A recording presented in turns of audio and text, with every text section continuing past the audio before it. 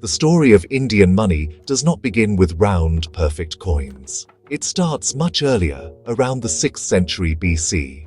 This was the time of the Buddha and Mahavira, when great thinkers were changing the way people saw the world.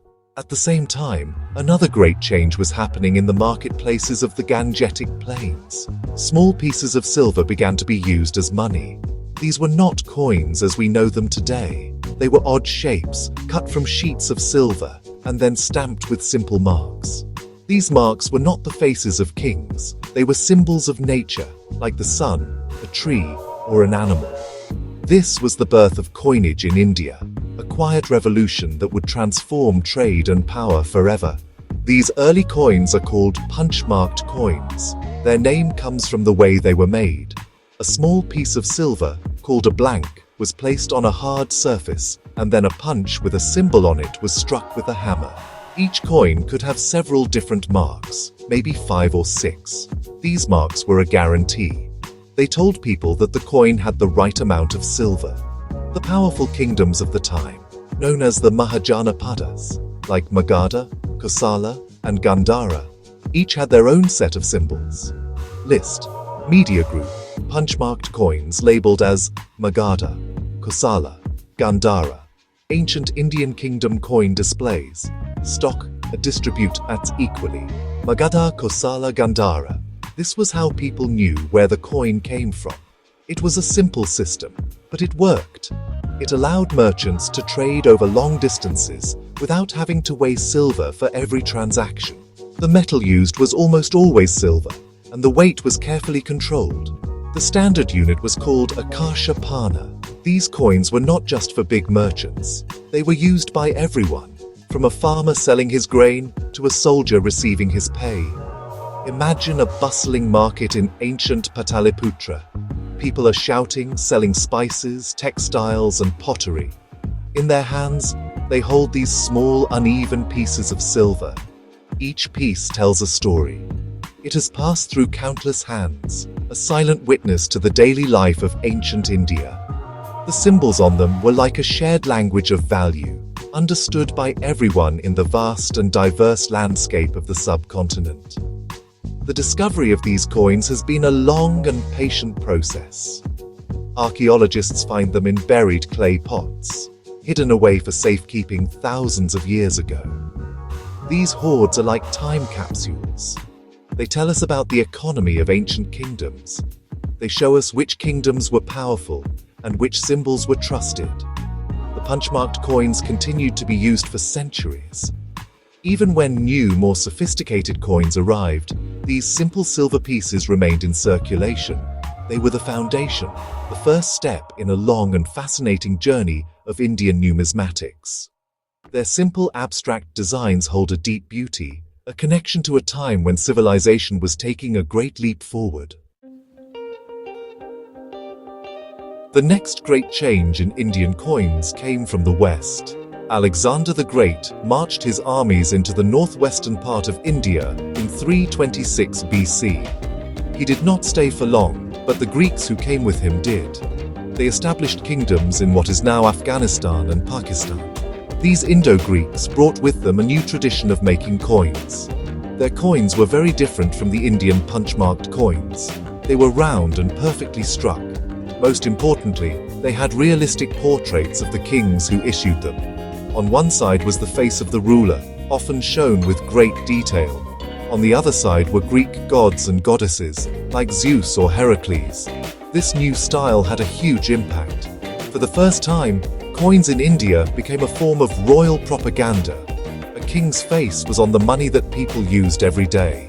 It was a powerful way to show who was in charge. The coins also had inscriptions. They were written in Greek on one side and often in local scripts like Kharosti or Brahmi on the other. This made them bilingual, a bridge between two cultures. The Indo-Greek kings like Menander I ruled over a diverse population of Greeks and Indians. Their coins were a clever way to speak to all their subjects. They showed the king's power and also his respect for local traditions. The Indo-Greeks also introduced new metals. While silver was still common, they began to issue coins in gold, though less frequently.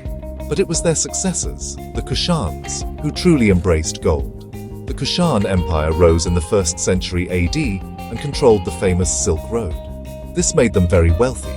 Their most famous ruler, Kanishka the Great, issued beautiful gold coins. These coins, called dinars, were used for international trade. They were accepted from Central Asia to the Roman Empire. The Kushan coins were fascinating because they showed a mix of many cultures. You could find Greek, Iranian, and Indian gods on them, a reflection of the empire's cosmopolitan nature. The idea of putting a portrait on a coin was a revolution. It changed the purpose of money. It was no longer just a piece of metal with a guaranteed weight.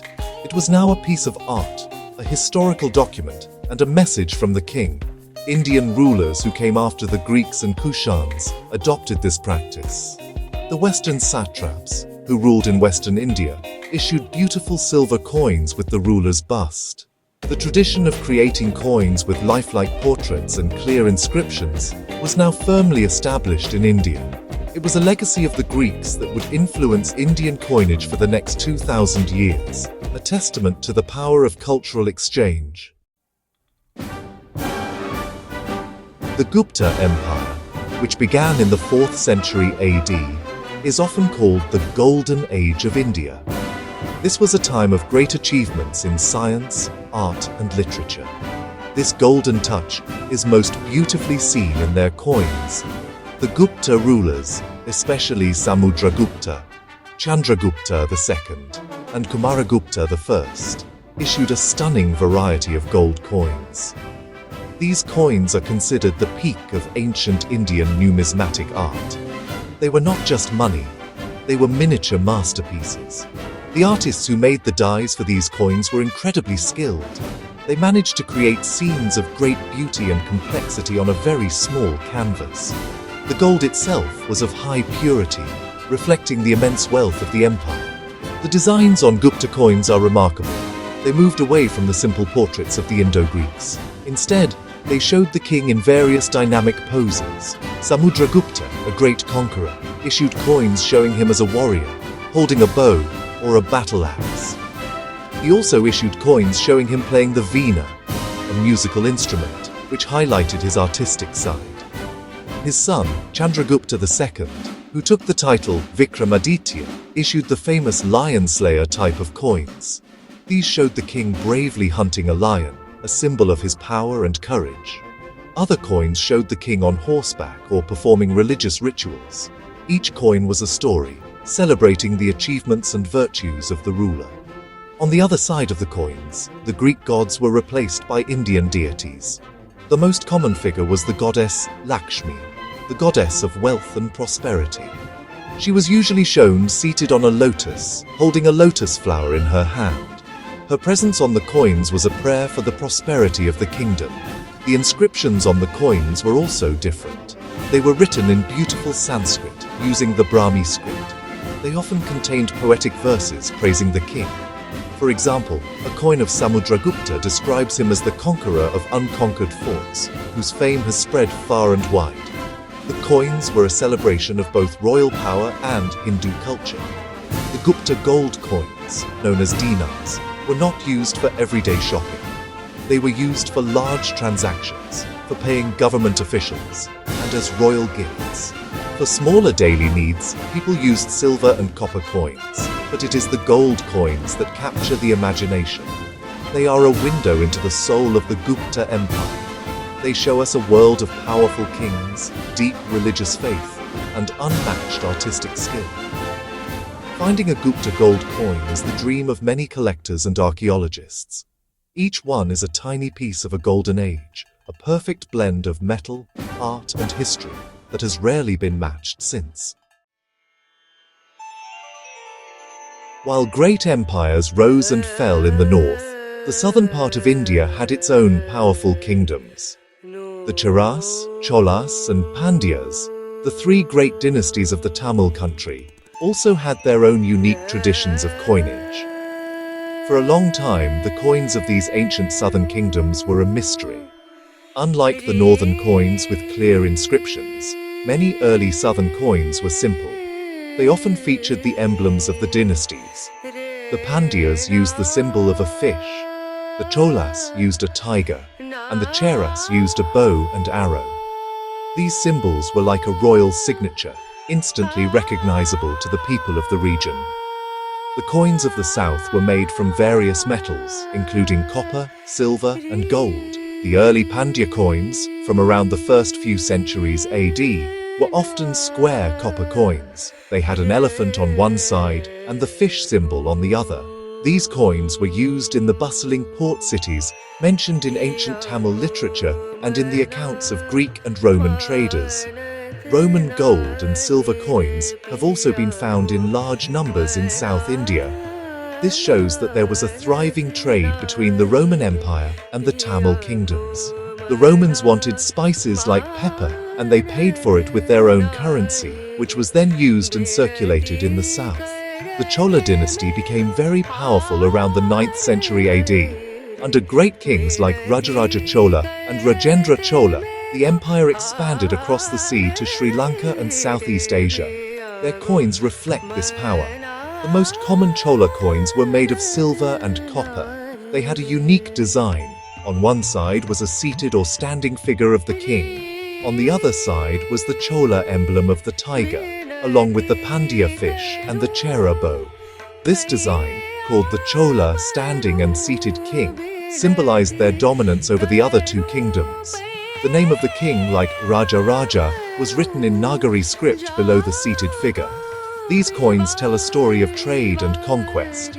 Chola coins have been found as far away as Sri Lanka, Malaysia, and Indonesia. This shows the extent of their maritime empire. The coins were not just for local use, they were a currency of international trade in the Indian Ocean. The designs were simple but effective. They were mass-produced to fuel a booming economy. For centuries, this design remained popular and was copied by later rulers in the south and in Sri Lanka. The coins of the southern kingdoms may not have the detailed artistry of the Guptas, but they are powerful symbols of the region's rich history, its control over the seas, and its vital role in global trade networks. The arrival of Turkic invaders from Central Asia in the 12th century brought another major change to India. This led to the establishment of the Delhi Sultanate in 1206. The sultans brought with them the traditions of Islamic coinage. This meant, a complete break from the past. The images of kings and gods disappeared from the coins. According to Islamic tradition, it is forbidden to create images of living beings. Instead, the coins were filled with beautiful Arabic calligraphy. The inscriptions included the name of the sultan, his titles, the date the coin was made, and the name of the mint city where it was struck. The coins also often carried verses from the Quran. The standard coin of the Delhi Sultanate was the silver tanka. It was introduced by Sultan Iltutmish and had a standard weight of about 11 grams. This silver tanka became the backbone of the monetary system for the next few centuries. Along with the silver tanka, there was a copper coin called the jital. Many jitals were equal to one tanka. This created a system where both large and small transactions could be handled easily. The coins of the Sultanate were a powerful tool of the state. When a new sultan came to power, one of the first things he did was to strike coins in his own name. This announced his rule to the world and made his authority legal. One of the most interesting periods in the history of the Sultanate's coinage was the reign of Muhammad bin Tughlaq in the 14th century.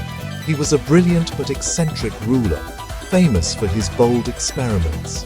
One of his most famous experiments was with token currency. He decided to issue coins made of cheaper metals like brass and copper. He then ordered that these token coins should be accepted as having the same value as silver and gold coins. His idea was clever.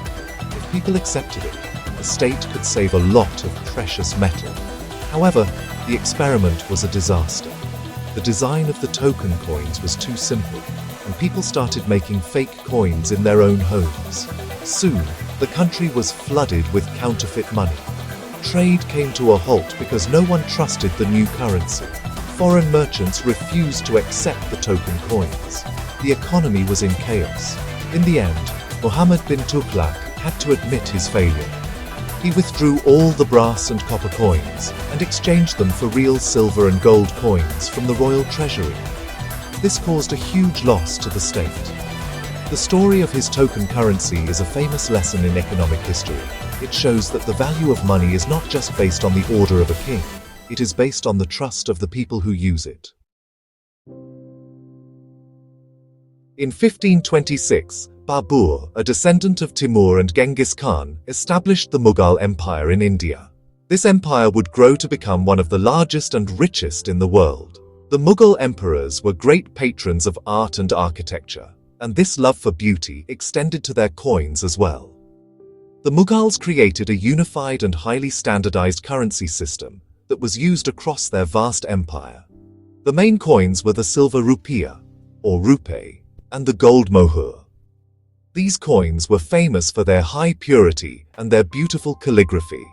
The Mughal rupee, in particular, became so famous for its reliability that its name and standard live on in the currency of modern India and several other countries. The early Mughal emperors, like Akbar, took a great interest in coinage. Akbar actually reformed the entire system. He established mints in all the major cities of his empire, from Kabul to Bengal. Each mint produced coins of a standard weight and purity. The coins had the emperor's name and titles, the year of his reign, and the name of the mint. Akbar was also known for his religious tolerance. For a time, he issued coins with pictorial designs, which was unusual for an Islamic ruler. He issued a beautiful gold mohur showing a duck, and another one with the figures of Rama and Sita from the Hindu epic Ramayana, a remarkable gesture of respect towards his Hindu subjects. The artistic peak of Mughal coinage was reached during the reign of Jahangir, Akbar's son. Jahangir was a great lover of art and nature. His coins are some of the most creative and beautiful ever made in India. He issued a famous series of coins with the signs of the zodiac. Each month, he would issue a coin with the zodiac sign for that month, such as a lion for Leo or a ram for Aries. These coins are extremely rare and highly valued by collectors. Even more famous were the portrait mohurs he issued. On these coins, he showed himself seated on a throne, holding a wine cup. This was a bold move for a Muslim ruler and showed his immense power and confidence. The Mughal currency system was the engine of the empire's economy.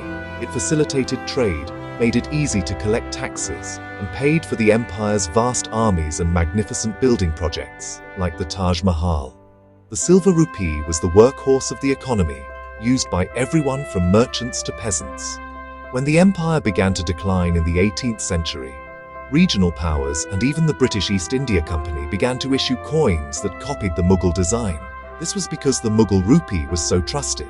The design and standards set by the Mughals were so successful that they formed the basis for the currency of modern India. Their legacy is literally in the pockets of millions of people today.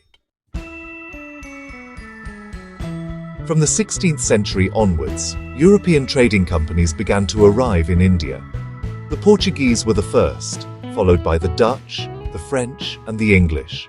They came to trade in spices, textiles, and other valuable goods. To make trade easier, these companies started to issue their own coins from their coastal settlements, or factories. These coins were a mix of European and Indian styles. The Portuguese, who controlled Goa, issued coins with the portrait of the Portuguese king on one side and the coat of arms on the other. They were made in gold, silver, and copper, and were named after Portuguese currency, but were meant for use in their Indian territories. The other European powers also minted their own coins. The Dutch had settlements in places like Pulicat and Cochin, and their coins often featured the monogram of the Dutch East India Company, VOC. The French, based in Pondicherry, issued coins that sometimes had the French fleur-de-lis or the Gallic rooster. These early coins were primarily for trade. They were often made to look like the local coins so that people would accept them. For example, the English East India Company in Madras issued coins that looked very similar to the coins of the southern Indian kingdoms. They also minted coins that copied the popular Mughal style, complete with Persian inscriptions. These coins tell a story of growing European influence. At first, the companies were just traders, and their coins were a minor part of the Indian economy. They had to get permission from the Mughal emperor or local rulers to mint them. But as the Mughal Empire weakened in the 18th century, the power of the European companies grew. They started to behave less like traders and more like rulers. Their coins began to change. They became more standardized and were produced in larger quantities using modern machinery. The English East India Company, in particular, started to build a more uniform currency system for the territories it controlled. The coins of the European companies are a fascinating chapter in Indian history. They represent a period of transition. They show how commercial interests slowly transformed into political power. A coin minted by the East India Company in the name of the Mughal emperor was a clever political move. It showed respect for the emperor on the surface, but the real power behind the coin belonged to the company. These pieces of metal were not just for buying and selling goods. They were tools of economic and political domination. They paved the way for the next stage of Indian history, when one of these trading companies, the British East India Company, would come to rule the entire subcontinent. After the Great Uprising of 1857, the rule of the British East India Company ended. The British Crown took direct control of India, and the period of the British Raj began. One of the first major changes was in the currency. The British wanted to create a single, uniform currency for all of British India. Until then, hundreds of different types of coins from the company, the Mughals, and various princely states were all in circulation. It was a confusing system. In 1858, the first coins were issued in the name of the British monarch, Queen Victoria. This marked the end of the Mughal-style coins and the beginning of a completely new imperial currency. The new coins had a portrait of the British monarch on one side. This started with Queen Victoria and continued with King Edward VII, King George V, and King George VI. The portrait of the ruler was a powerful symbol of imperial authority. It was a clear message to everyone in India about who was in charge. On the other side of the coin, the design usually included the value of the coin and the word India written in English. The designs were elegant and formal, very different from the artistic flair of the Mughal coins. The main coins were the silver rupee and smaller denominations like the anna, paise, and pi. This system, with 16 annas in a rupee, continued for nearly a century. The British also brought modern technology to coin production. They established large, mechanized mints in Calcutta, Bombay, and Lahore. These mints could produce millions of coins that were all exactly the same in weight, size, and design. This standardization was crucial for a modern economy. It made trade and accounting much simpler across the vast territory of British India. However, there were some interesting moments. During the reign of George V, a coin known as the pig rupee was issued. The elephant on the king's robe was poorly designed and looked more like a pig, an animal considered unclean by Muslims. This caused an outcry, and the coin had to be quickly redesigned. The coins of the British Raj were in circulation for almost 100 years. They were a part of daily life for generations of Indians. While they represented foreign rule, they also unified the country under a single monetary system for the first time in its history. This system was so efficient that many of its features were carried over into the currency of independent India. Even the princely states, which were not directly ruled by the British, often adopted currencies that were linked to the British Indian rupee. The coins of the Raj are a reminder of a complex period of Indian history, a time of both oppression and modernization. On August 15, 1947, India became an independent nation.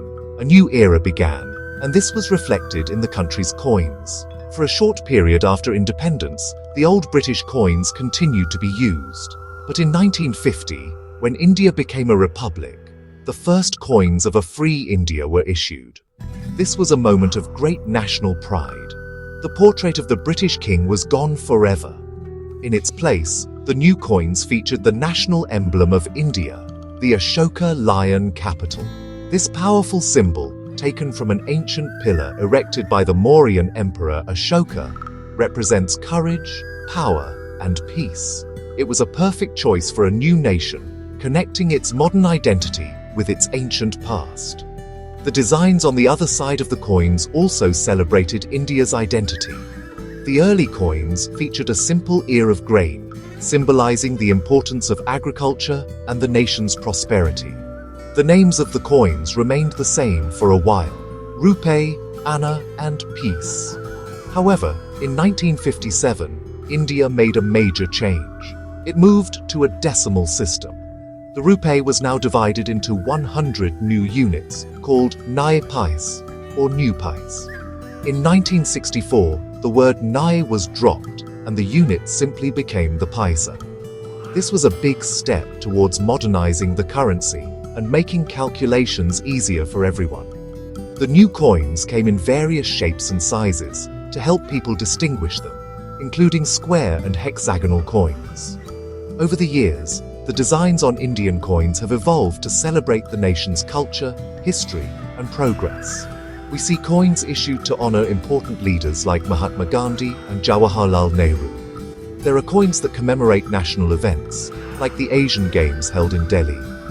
Other coins feature symbols of national importance, such as the Indian rhinoceros, or promote messages like unity and diversity. The metals used for coins have also changed. Due to rising costs, silver is no longer used for circulation coins. Instead, modern coins are made from metals like stainless steel and cupro-nickel. The coins of the Republic of India are more than just money. They are a canvas that tells the story of a modern, vibrant, and diverse nation. They carry symbols that all Indians can identify with. From the Ashoka lion to the message of national integration, each coin is a small piece of the Indian identity. They reflect the nation's journey, from the early days of independence to its current position as a rising global power. The history of Indian coinage, which began with a simple piece of stamped silver 2,600 years ago, continues today. Each new coin that is minted is another chapter in this long and extraordinary story, a story of art, power, and the people of India.